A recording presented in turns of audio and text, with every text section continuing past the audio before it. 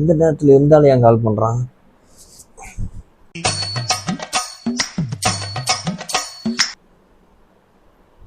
Hello,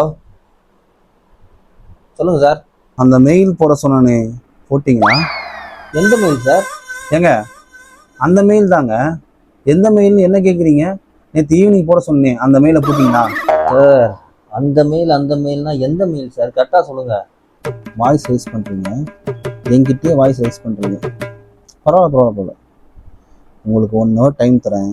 அதுக்குள்ளே அந்த mail எந்த மெயில்னு பார்த்து கண்டுபிடிச்சி எனக்கு கரெக்டான மெயிலை அனுப்பணும்.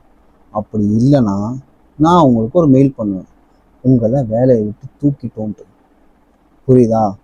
அந்த மெயில் எந்த மெயில்னு கரெக்டாக பார்த்து அனுப்பணும். அனுப்புறீங்க, வைங்க ஃபோனை. புல்ஷிட். Sir, hello.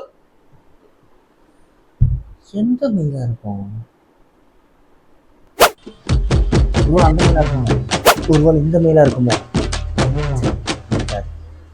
எந்த மெயில்ரா?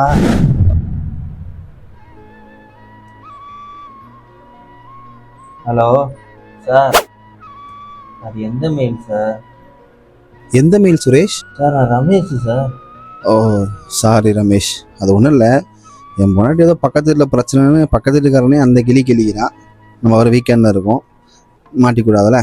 அதுதான் சும்மா பசங்களுக்கு ஃபோன் பண்ணி அது மெயில்னாச்சு இதுனாச்சு இதை கேட்டு நம்ம கொஞ்சம் கோவமாக இருந்தால் கொஞ்சம் அமைதியாக இருப்பாள். அதனால தான். அட பொம்மால